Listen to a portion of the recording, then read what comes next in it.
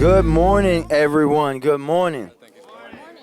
And thank you all for being here on such a beautiful day in Baltimore, but also a very important day as we make some important announcements. Before we begin this morning, I want to recognize our Congressman Mfume, who has joined us this morning, Reverend Jerome Stevens, Representative Senator Ben Cardin, who's been with me all morning today so far.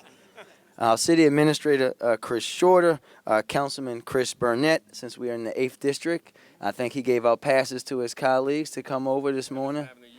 All right. Councilman James Torrance, Councilwoman Odette Ramos, Councilman Ryan Dorsey, Councilman Robert Stokes, and Councilman Zeke Cohen. Also, we have with us this morning our Deputy Mayor for Economic Development, Ted Carter. I know Ted's around here somewhere. Ted's back there. Our Chief Recovery Officer, Shamiah Kerney, also known as Mommy Warbucks. Department of Housing and Community Development Commissioner Alice Kennedy, Director of the Mayor's Office of Neighborhood Safety and Engagement, Shantae Jackson, our Planning Director, Chris Ryer, Annie Milley, Executive Director of Live Baltimore. So if no one has, you don't have an I Love City Life pin, make sure you get it from her before you leave today. Our Finance Director, Henry Raymond, Deputy City Solicitor, Ebony Thompson, Janet Abrams, President and CEO of Baltimore HABC, Patrick Stewart, Regional Vice President of Penrose LLC, Mansour Malik, Vice President of Development for the NHP Foundation, Yolanda Jiggets, Executive Director of Park Heights Renaissance, Dana Henson, Vice President of the Henson Development Company, my good friend Mark Washington of the Coldstream Homestead Montebello Community Corporation, and a whole flock, as we like to say, of representatives from BUILD, Reverend Connors and Bishop Stevens. And last but not least, Mr. Arthur Cummings, a longtime resident and beneficiary of our Housing Upgrades to Benefit Seniors program. And thank you all for being here today. As you all know, we all know, Baltimore continues to be plagued by the issues of vacant housing instability, and housing loss, issues that have been exacerbated by the COVID-19 pandemic. Vacant properties reduce property values, increase blight, attract crime, and pose a nuisance to neighboring properties, negatively impacting the quality of life of Baltimoreans. We are here today to show that we are committed to addressing these issues and are operationalizing that commitment. This is one of the most consequential undertakings of my administration, and we will use every resource at our disposal to eliminate blight and ensure that our residents have access to resources that will keep longtime residents in their homes and foster new home ownership in Baltimore, especially for the black middle class. I am here to share with you all, first today, the results of our internal review of Baltimore's vacant housing stock and to announce my plan for investment in housing-related initiatives. As I said before, when I issued my directive for the 30-day review of the city's vacant property strategy, we are taking the results of this 30-day review to develop an ambitious and comprehensive set of goals to reduce the number of vacants, both through tackling existing vacant properties and preventing additional ones from coming on board. This is a top priority for us, and there is simply too much at stake for us not to be certain that we are taking every action possible to solve the problem of vacant buildings in Baltimore. Not only does this issue threaten the safety and health of our first responders, the city's large vacant housing stock impacts the overall economic health and vitality of our city and is a drain on many neighborhoods and communities. I acknowledge then and am acknowledging again now the incremental progress that has been made regarding vacants. We've seen a workable program emerge like Vacants to Value. The city is actually known and has been studied for its receivership model, and we've seen savvy and innovative developers launch viable projects that would not have been possible had there not been for an inventory of vacant properties to target. But it is still an issue that has persisted for far too long, I think longer than most of the council members have been alive, including myself. But we know we have to be sure that we are giving it the energy and determination it needs to impact long-term success for Baltimore. I want to thank all of the agencies tasked with the review for coming together and working together in earnest to review current strategies and provide comprehensive recommendations to strengthen our efforts. And now I'm going to turn it over to our City Administrator, Chris Shorter, to discuss the review process and the recommendations that have come out of the review. Mr. Shorter? Please, sir. All right. Good morning, and thank you, Mayor Scott, for the introduction and for your clear and decisive leadership on this critical issue.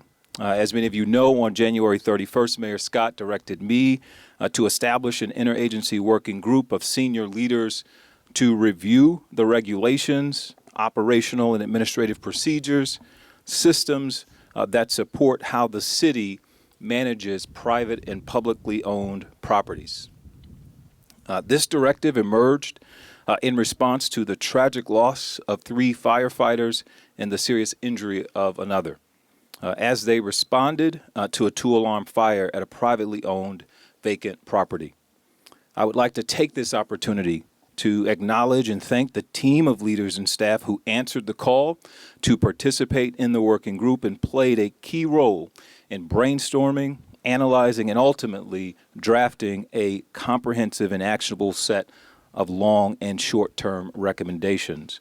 Our Deputy City Administrator, Chichi Naaganash, our Deputy Mayor for Community and Economic Development, Ted Carter, our Deputy City Solicitor, Ebony Thompson, of course, our Housing Commissioner, Alice Kennedy, our Director of Finance, Director Henry Raymond, and our Director of Public Works, Jason Mitchell, and just a team of staff who participated in weekly in-depth discussions and multiple follow-up meetings to dive deeper into specific topic areas.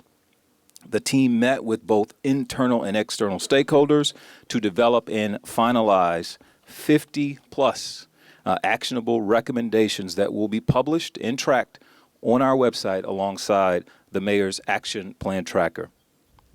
We know that the issue of vacant and abandoned properties is complex and has persisted in our city for decades, as the Mayor said, longer than many of us have been alive.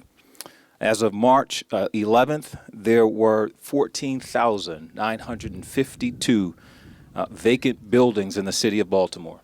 Of those, 13,508 are privately held. The city's lack of title for privately owned vacant properties will require creative new partnerships between public and private sector entities to put units back into productive use. Tackling this problem will require significant financial and capital resources. The final recommendations by the work group were organized into key priority areas that encompass the full array of strategies which ultimately focus our collective effort and energy towards making meaningful progress in the reduction, abatement, remediation of vacant and blighted property. We organized the recommendations into several categories, including funding, investment, and legislative strategies, legal regulatory system improvements, vacancy prevention, and housing and neighborhood development strategies, as well as city operations, process, and service improvements.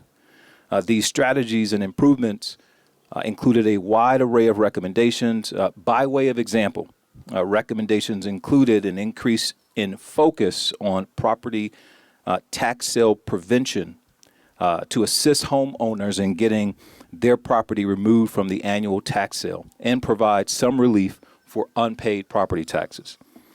It also included increased investments or recommendations for increased investments in demolition, strategic stabilization of vacant properties, dedicated capital funding for developer incentives for rehabilitation of vacant properties. We also included preventing vacancies through expanding home ownership opportunities to renters and connecting legacy homeowners and older adults, including increased funding for our HUBS program to provide home repairs to seniors so that they can safely age in place. Implementing a review of the permit office, including all agencies, that complete permit review. That is our Department of Transportation, Planning, Public Works, Health, Recreation and Parks, and Fire. We also recommended collaborating with the Circuit Court to explore a separate docket for tax lien foreclosure in condemnation cases.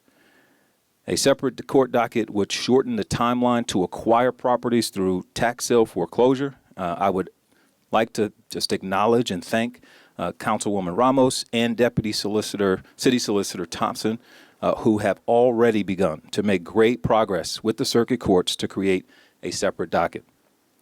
We also recommended strategies that will make it easier to purchase city-owned property by decreasing the processing time for city payments to appraisal vendors, providing clear communications about the disposition process, and where possible, implementing fixed pricing models for city-owned vacant properties. We've recommended title process improvements, including increasing the city-approved fee for title work and expanding the list of approved title attorneys. And we've also included stepped-up cleaning and securing of properties, prioritizing vacant properties that receive more than one cleaning or boarding request in a calendar year. Again, these are just some of the recommendations in the great work done by the multi-agency team of staff.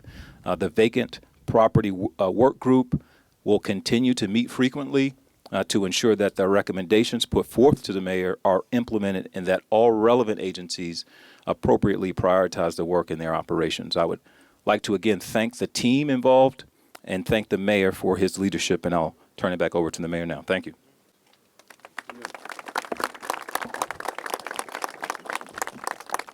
Thank you, Mr. City Administrator. I was pleased with the recommendations put forward and prepared to advance many of these great ideas contained within those findings. I want to thank Councilwoman Ramos for her help with working with the many suggestions, working with the administrator to how to tackle this issue as well. We are going to focus on the task at hand right away. And on top of the announcement we are making today, and plan on making additional measures to accelerate existing processes and additional programs to comprehensively address the issues surrounding turning vacant properties into a productive use in the coming weeks. I want to thank Deputy Mayor Carter and all the agencies, everybody who worked on fielding these recommendations, the Mayor's Office of Neighborhood Safety and Engagement, Deputy Solicitor Thompson, our Fire Chief Niles Ford. Mr. Chief, where are you? I know you're here. There you go. Director Raymond and Director Mitchell. And as you can see, this is no small undertaking, but we have a once-in-a-lifetime opportunity to put our best foot forward and tackle blight while also providing safe, affordable, and accessible housing for all of our residents. The American Rescue Plan is 1 year old today, and what an important day to be here on the 1 year anniversary. And it has given us that opportunity, the chance to write upon decades of generational harm when it comes to housing. COVID-19 shed a brighter light on many of these things that so many of us inequities faced by folks in our city that we knew for many, many years. And when it comes to job losses, lower wages and income, health, and as we're discussing here today, housing, the pandemic widen many of these inequities, and ARPA is helping us respond to these negative impacts with solid resources that can help our most vulnerable residents. Being able to invest these funds to address vacancy and abandonment and affordable housing needs in communities disproportionately impacted by health and economic consequences of the pandemic is beneficial for communities across the country and is a huge win for Baltimore.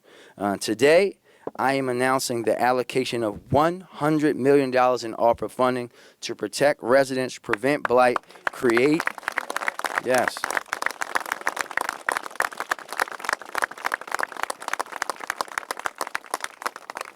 affordable housing initiatives and implement vacancy recommendations made through this 30-day directive to address Baltimore's vacant housing stock. Of that $100 million, $39 million are dedicated to address vacants in Baltimore. This is about taking actions that fulfill our commitments to our residents around fostering home ownership, housing affordability, and housing insecurity within Baltimore's historically red line neighborhoods. This ARPA investment, yeah, we can clap for that.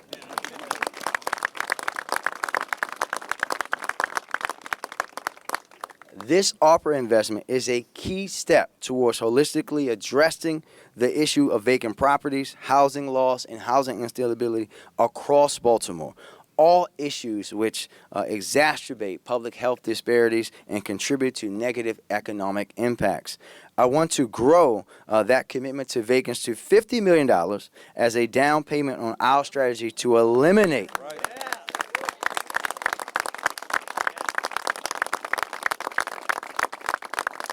and prevent blight in this city, working together with partners like Build, who we are so blessed to have here with us today, and other leaders who are here with us today. In light of the recommendations put forward by City Administrator Shorter and our agencies, we have set aside funding for many things. Impact investment areas, which we all know we have identified as our long disinvested areas where we can build assets and address blight with expanded capital investment. Support for our legacy homeowners and helping to build value in middle neighborhoods, which will prevent potential future vacancies. Assisting seniors in charting a course for them to remain in their homes as long as possible, and wrapping services around them and support that will help with solar energy while expanding our workforce development opportunities in Baltimore. Improving our long outdated city permitting process to make it easier to rehabilitate vacant properties and bring them back into productive use. There you go. Rather than seeing them remain a drain on neighborhood health and safety. Creating new opportunities for affordable housing for people currently renting, and we are focused on strategic redevelopment, which near 21st century schools, in which we have done about 28 of those over the last few years, and many more to come in communities that are positioned for near transformation. And also, I got Councilman Torrance in my thing. I reckon I got him. Give him a shout out again, man. Just do another quick shout out to Councilman James Torrance, better known in the second floor of City Hall as Jace's father. So we'll do it that way.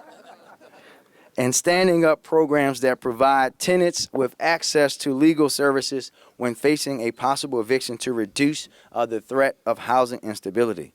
Standing here at Uplands, where we are today, demonstrates why these ARPA funds are so critical to moving our city ahead. This is a large site where both the building infrastructure and housing infrastructure is hundreds of millions of dollars. And getting these in place has caused this project to stall for many, many years. I think we all have driven past here over the past few years, and you can see what is possible in front of us. And we can see that, and how this has just been sitting here as vacant land for far too long. ARPA is the spark that gets this and many other projects that you will hear about today moving. Over the next couple of years, you will see apartments start to line Emerson Avenue, and after that, single-family housing for sale. This will continue to be a mixed-income community with affordable housing for our most vulnerable and our middle-income families. Many might ask, we can clap for that.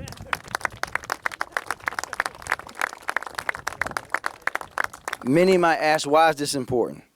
Because next to us, behind us, and up the street from us are strong, high-market neighborhoods that are out of reach for many residents here in Southwest Baltimore.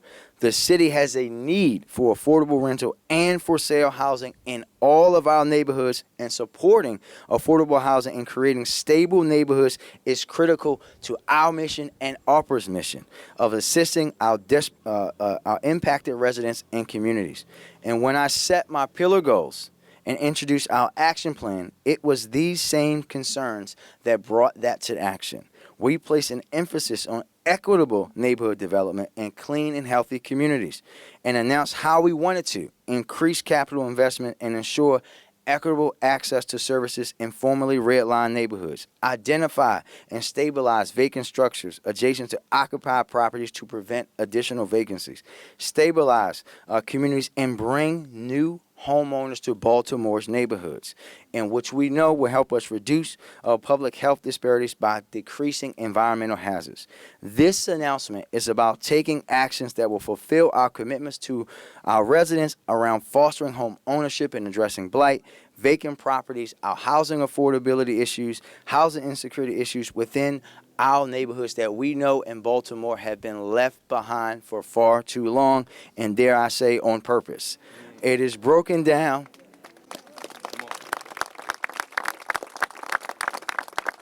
It is broken down into 3 target areas.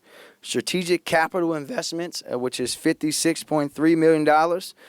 This ARPA allocation leverages a significant private sector investment in each of these critical projects, which are Tivoli and Coldstream Homestead Montebello,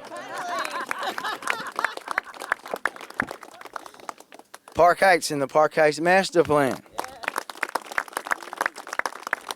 Here in Uplands, where we are today, O'Donnell Heights in Southeast Baltimore. And last but certainly not least, the Perkins Somerset Old Town Transformation Plan area. And this investment, which will result in completed projects by the end of my first term for projects that have been stalled for far too long. As we know, this work will be done in partnership with developers who buy into our shared vision for equitable neighborhood development. Patrick Stewart and Penrose will team up with us for this great project here in Uplands. Mark Washington and the folks in Chum will team up with Urban Green LLC for our Tivoli project. That Mark, actually, I'm going to take a little break here. Mark sent me a picture last night that I didn't even know he had.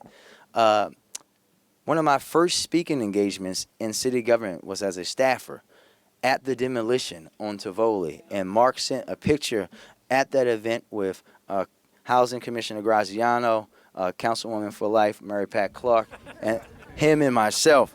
And it really brought that full circle to say that we're now at a point where we'll be able to see that project come to fruition, because that was in 2007.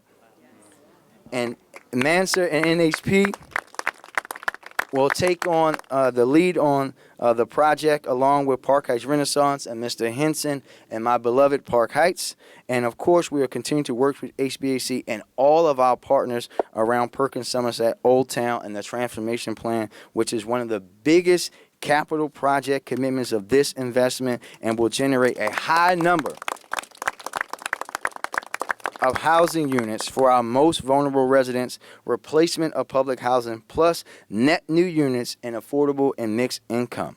And we talked about blight prevention earlier today, but I'll go into some details with that one. The programs and projects that will work from that $39 million to address our vacant housing stock will help reduce public health disparities and also reverse the trend of negative equity in the city's middle neighborhoods, where moderate income Black and brown residents make up the majority of our homeowners.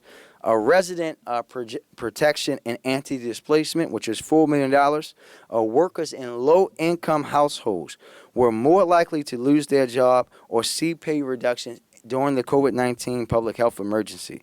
These projects provide legal services and utility assistance to prevent eviction and displacement to mitigate housing instability with our low-income populations. We want to make a definitive, measured impact on our city through a lens of equity, and when it comes to housing, we must continue to open the door to inclusion and help our most vulnerable residents in every way possible.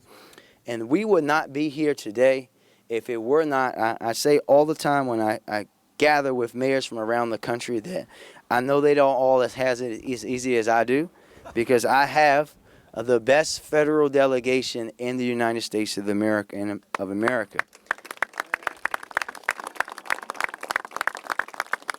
We would not be here today without all the members of our delegation. I want to thank our senators, Senator Cardin and Senator Van Hollen. I want to thank our Congressman Rupensberger, my congressman. I want to also thank Congressman Sarbanes. But we know that here in Baltimore, we have Congressman Mfume back. We are so happy to have him back in the United States Congress.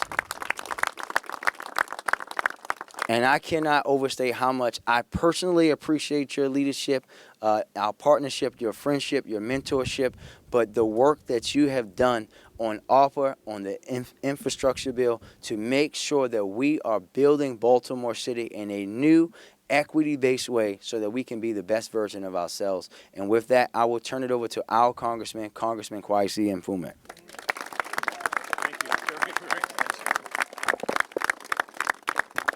Well, good morning, ladies and gentlemen. My very efficient staff thought that they would give me some notes, but I really want to talk from the heart. You know, that's just the way I am. So thank you, as a great philosopher once said, for letting me be myself again. All attribution to Sly Stone.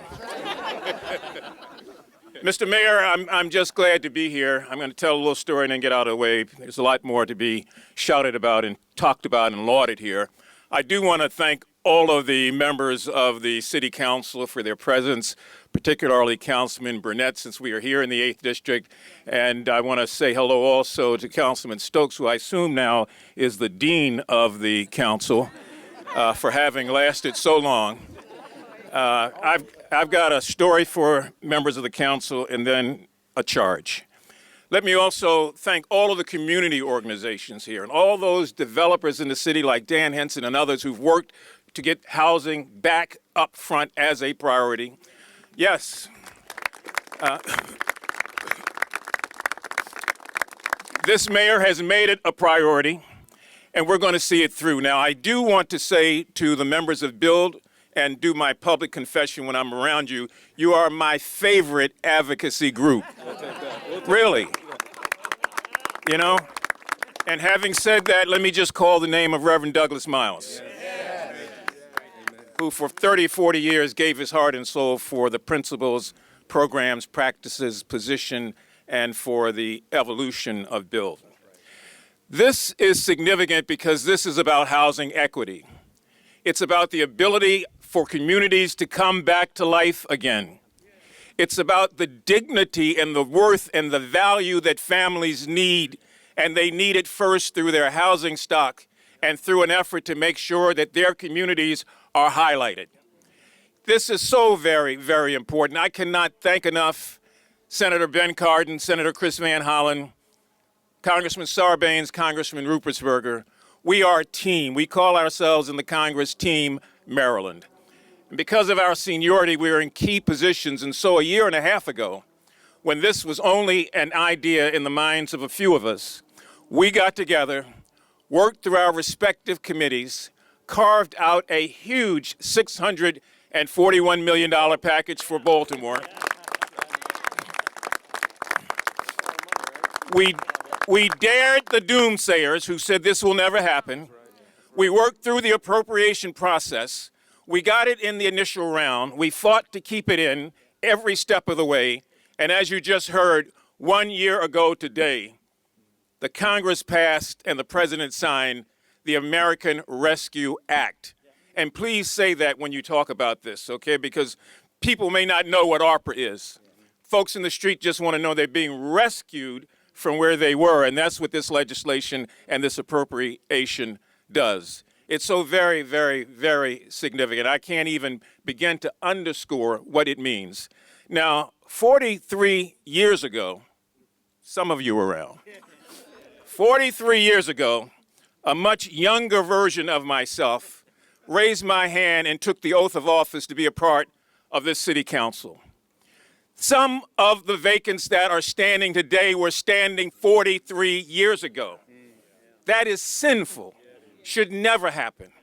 And so I stayed, and before I left, we were working on significant, I thought, legislation to work with the judicial system and the courts, to work with every legal process we had, to go after private owners who continue to take a tax write-off and do nothing at all with the houses. And they languish there, and they languish there. Many of them were living in Florida and Texas and in New England.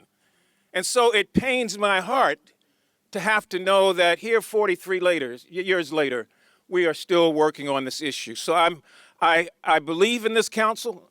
I'm going to charge this council to pick up where I left off at to get elected to the Congress, and that is to come up with significant legislation that significantly empowers the city and the mayor to do things in a significant way to deal with absentee owners who are creating a significant problem for all of us. You can do it, council. You can do it. And as somebody 43 years later looking at this issue, I'd like to go to my grave knowing that you did do it and that we are really taking a step to follow up on this initiative. So this $100 million appropriation or more out of the 640 is good. It's going to the right thing at the right time. And again, I want to commend all of you who have worked so hard in agencies and elsewhere. Don't lose the vision on this. Don't let it drop. Don't let it slide back. Be even more aggressive in making sure that we do what we ought to do as a city for those young people today who 43 years from now want to live in a neighborhood not surrounded by vacants. Thank you.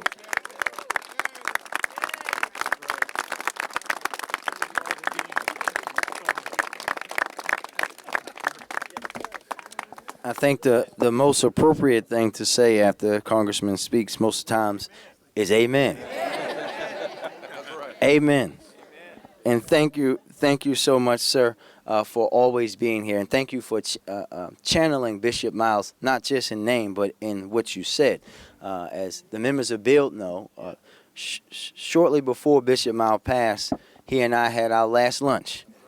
And what we're talking about today is a direct result of that luncheon challenge that he gave to me and to the members of BUILD on how we can tackle this issue. Now I'd like to turn it over to our Housing Commissioner, Alice Kennedy.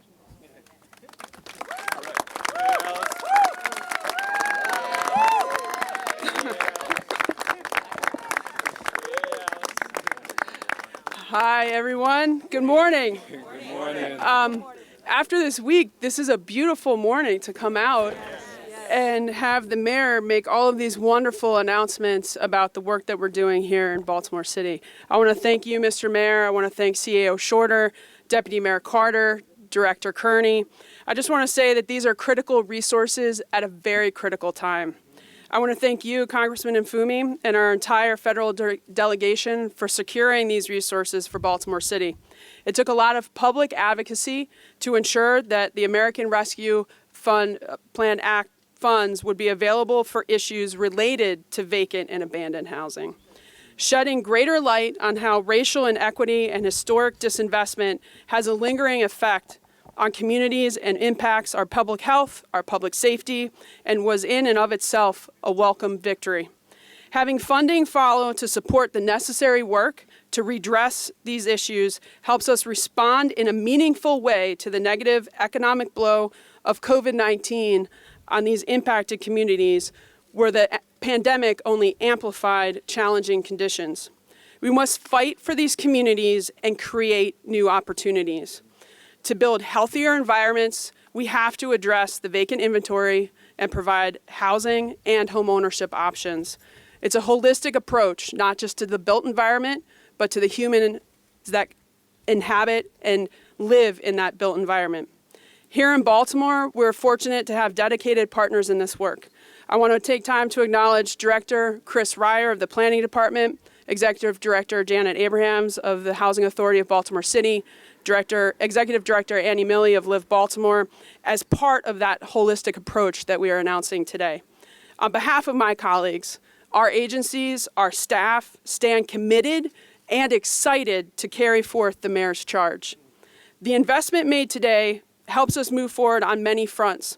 We'll further our work on resident protection and anti-displacement. We'll bring more capital investment to our impact investment areas. We'll support legacy homeowners and help build wealth in our middle neighborhoods. We'll bring additional resources to our seniors and our older adults through the work with our Housing Upgrades to Benefit Seniors program. We will increase home ownership opportunities with our partners like Live Baltimore. And we will advance development projects that will stabilize communities and create necessary affordable housing units like those in Perkins, Somerset, Old Town, Uplands, Park Heights, and Tivoli. I want to also share that we are focused on process improvements, and the need for those process improvements were highlighted during the mayor's 30-day vacancy review. We want the process of obtaining and improving vacant city-owned property to be more inviting for those who want to take advantage of the opportunity to invest in Baltimore. And with that, today, I'm pleased to announce that as of this afternoon, we are launching Buy Into Bmore, a new single access point for constituents, anyone in the city of Baltimore. Homeowner, if you want to be a homeowner and live in a city-owned vacant property that you want to rehabilitate, if you're a developer looking to invest, anybody that wishes to purchase a vacant city-owned property or vacant land, to apply to purchase city-owned property through our open bid program and our newly redesigned website, Buy Into Bmore. We are confident that Buy Into Bmore will help move vacant buildings back into productive use expediently, and we'll be sharing more about our Buy Into Bmore program moving forward. But for those that are ready to engage and ready to get with us on this work today, visit buyintobmore.baltimorecity.gov, and let's get started now. Mr. Mayor, CEO Shorter, Deputy Mayor Carter, Director Kerney, Build, thank you again for your leadership, and thank you for helping us direct these funds in the way that is going to make the largest single impact on residents' lives in the city of Baltimore that we have seen in housing to date. It is my honor, I am grateful, and I am humbled to serve as your housing commissioner at this time. DHCD and all of the partners mentioned here today are ready to continue this important work and to support the efforts, and are grateful for the support of everyone that is here today. Thank you.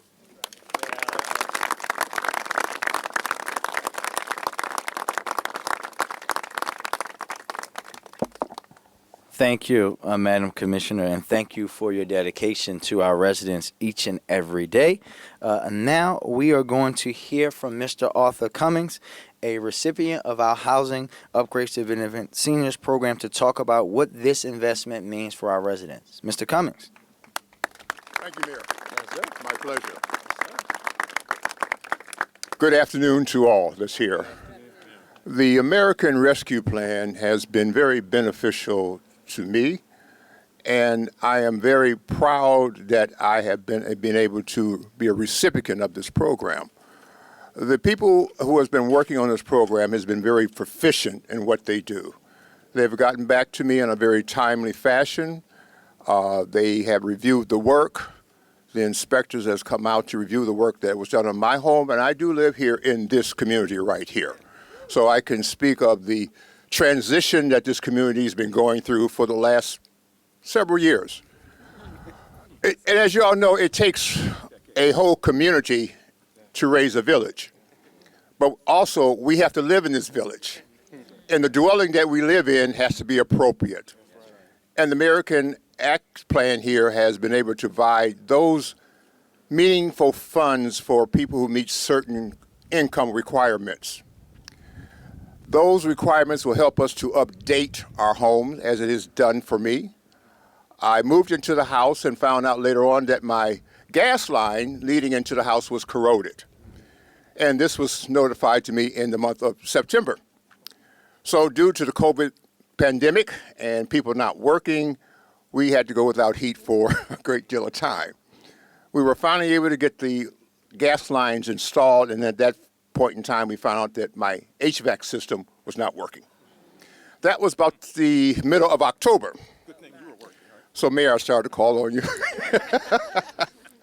But to make a long story short, I enrolled into the American Act program. Within a period of a few hours, I received a text from Phoebe. She and then returned, made a visitation out to my house within 5 days after that. We then did through the process my documentation to prove who I was in financial documentations.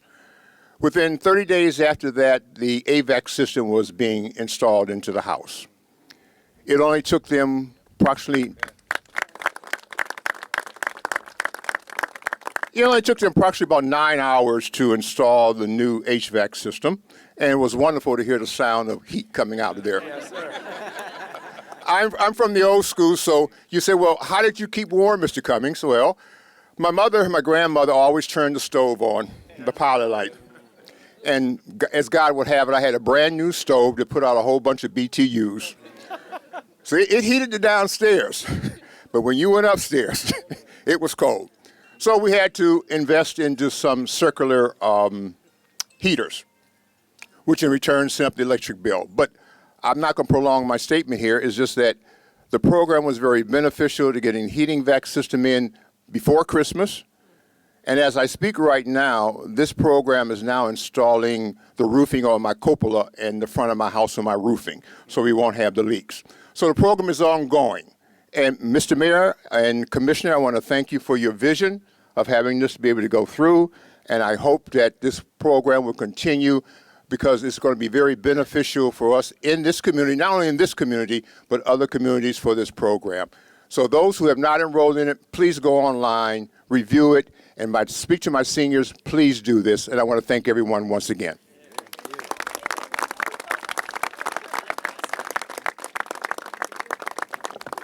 Thank you, Mr. Cummings. And HUBS, Housing to Upgrades to Benefit Seniors, or HUBS as we call it, is a great program through the Housing Department, and you can get that information on the Housing Department's website. And Mr. Cummings, it's been about 16 years since I did any HVAC work, but I would have come if you called me. For sure, I would have come. And thank you. We want to ensure that our residents, especially our older residents, are able to stay in their homes. And you heard it from Mr. Cummings himself. This is why these kind of things are important and why we're putting a significant portion of this ARPA allocation into HUBs so that we can expand that reach for seniors across our city, and while we expand home ownership opportunities for black middle class residents and provide affordable housing opportunities. This is how we grow Baltimore and engage with our development community and do that development without displacement so that our city can truly become the best version of itself. This is how we can truly be more, by doing more things through a lens of equity. And with that, we will now take questions. Hold on, let me make sure. There's no mic. Oh, mic's over there, my bad. I got you. Mayor Scott, just talk to us about what this investment means for folks, absentee owners. Hold on. Okay. I heard it coming. I don't want it to be over top of it. It's all good. We'll just stand here and wait. 10th generation Wright brothers. I think that's the county's helicopter. Just talk to us about what this will mean for absentee owners. Well, listen, as you heard from the administrator, this is a dual thing, right? We're going to have this new focus through the recommendations from our 30-day review, where we will look at ways to go after those owners in more deep ways in partnership with our council, in partnership with our legal abilities from the law department and the housing department. This is about tackling this issue of vacancy in housing in the totality. And what it's going to mean for them is that they know we're going to be applying pressure in every way that we can. You heard us talking about trying to do a specific docket to deal with vacant properties through the circuit court. We have to attack it that way. Absolutely. My last question for you, message to those who haven't had access up until this point. How soon can they expect to have access to housing due to this funding? Well, listen, we know that this is going to be, I can see Mr. Henson and other folks smiling. Mr. Henson actually asked me, say, when can I cash the check so we can get started the other day? We're expecting these things to start very soon, and when you get this money out to the appropriate partner so that we can get that work going. Good afternoon, everyone. As of yesterday, there were 4,513 homeowners on the city's tax sale list. And so that is up 700 homes from last year. And with this investment, with the HAF funds, we're not seeing, as an advocate, we're not seeing communication and outreach between the city and the state to make sure that this $100 million and the $280 million in HAF funds and the state's apparent $7.9 billion surplus aren't being appropriately leveraged to make sure that not one of the 4,513 homeowners should lose their home, but more importantly, that those debts should be cleared. What is being done to make sure that that is the case? Yeah, Nika, so you know that I've been very clear about making sure that through the tax sale process that we focus on those homeowners. I'll make sure that we get the administrator and the team to reach out to you directly about what things that they're working on in partnership with the councilwoman and others to make sure that we are going intensively after those homeowners to make sure the folks don't lose their house. Now, discussions about the state surplus, I would say that we can have that will be discussions you should reach out to the governor and his folks on what they're planning to do around home ownership and protecting folks, and also the General Assembly, but mainly him. Hi, Mr. Mayor. Could you or somebody from your team talk about the cost for stabilizing or demolishing, just to get a sense of how many homes could be impacted with this money? Yep, I'll let the commissioner go through that. So the cost to stabilize a vacant property can range anywhere from $40,000 to $80,000, depending upon the size of the property. And when we talk about stabilization, we're talking about taking care of major functions like the roof, typically kind of some of the immediate framing in the house that stabilizes it, that prepares it for reinvestment for the next stage. And then in terms of demolition, we're in a average cost when you include everything, including environmental testing, environmental remediation, you come out in the $35,000 to $65,000 range. So it is a significant investment per property. We know that we're going to have in our impact investment areas where we're going to be focusing a lot of this work based on the block level community planning. We'll be moving forward to make swift use of the funds to execute with those demolition, stabilization, developer incentives, home repairs, etc. What goal does the city have in terms of getting through as much of that vacant housing stock as possible? Yeah, like we said today, this is just the down payment on that. Like we're trying to eliminate, we want to eliminate around 5,000 of them over a period of time, right? We want to go that. But when you think about what's happening, I think you have to think about this from both sides, right? We're also eliminating vacants by preventing seniors from losing their homes, right? From preventing people from being put out on the street, from creating new home ownership opportunities and the things that are going to happen through these developments. This is how you tackle that issue from top to bottom. Great, thank you. Thank you. Good morning, Mr. Mayor. Good morning. How are you? I'm great. Good. Given the new information that we learned yesterday in the superseding indictment of the top prosecutor, Marilyn Mosby, including the possibility of shuffling money around by the council president, do you still have confidence and do you trust him to handle this job, and do you think he should step down while this investigation plays out? Mackenzie, I don't think no one's here shocked that you guys are off topic, but I'll start by saying what I always said. When you talk about city government, the Board of Estimates, the City Council is bigger than one person.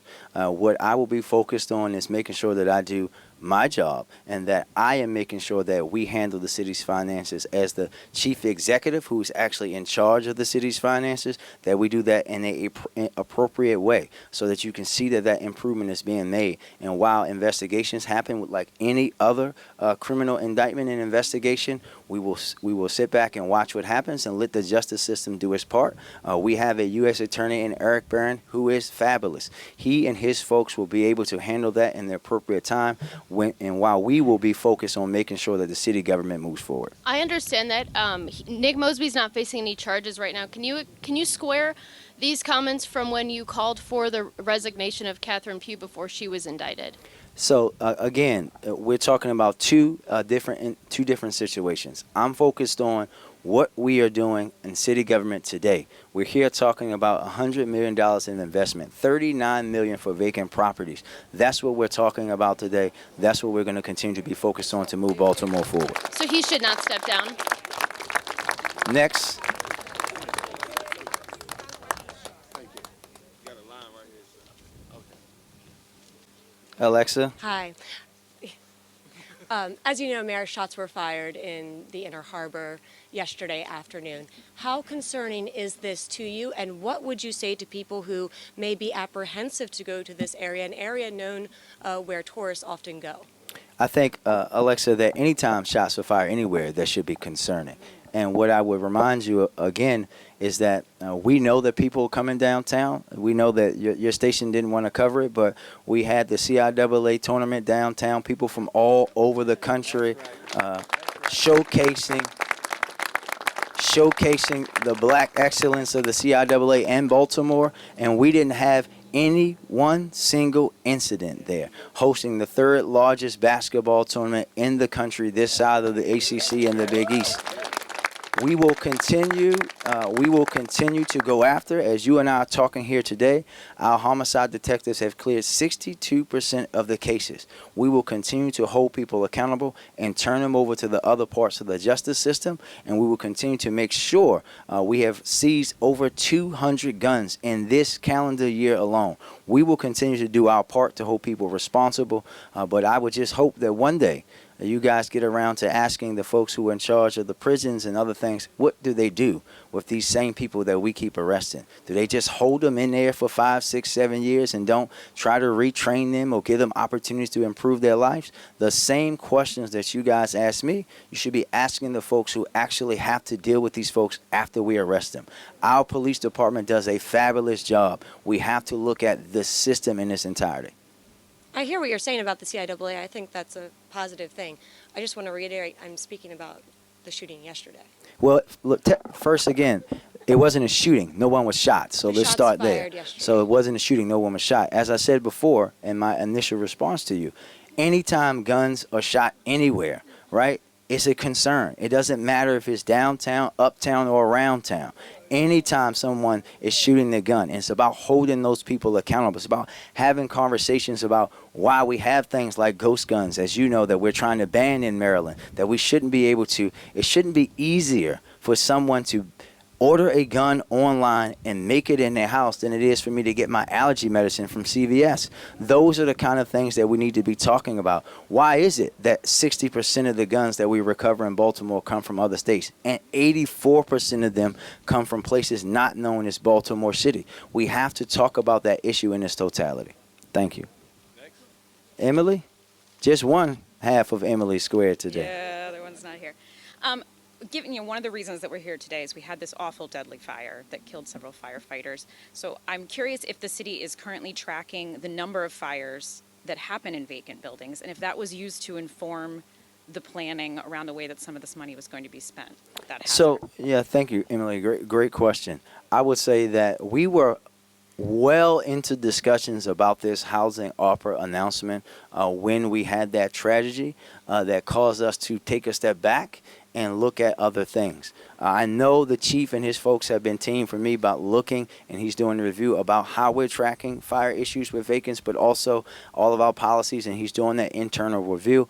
I'll let him step up to talk more about that. But yes, it did impact what we're thinking about clearly when you lose 3 people who are literally trying to and did prevent other folks from being harmed.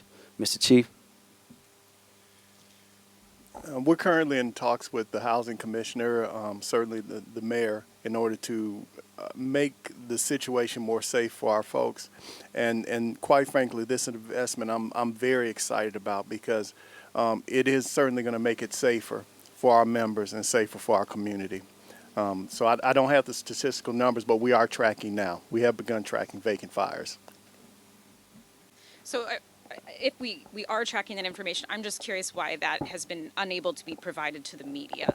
There was a request put in more than a month and a half ago, and that information has not been provided by the city at this point. Yeah, we'll make sure that we get you that information post-haste. And I will say, Emily, as you know, we discussed many times, there were many things that should have been tracked in the city for many, many years that weren't being tracked. And we have to make sure now that we're doing that in a much deeper way. Thank you. My name is Joe Richardson, and I represent the Evanston Midtown community. And I heard a lot of good things that were spoken today, and I reflect back to the community that I represent. And to be honest with you, Mayor, I need your help and I would love to meet you, talk to you, and get to know you, and tell you the problems that we have and the things that are happening in the community, because we have the Frederick Douglass tunnel coming through. We have the MARC train station at West Baltimore. It's being revitalized, and we just need to have community input, and we need to have that input directly with you.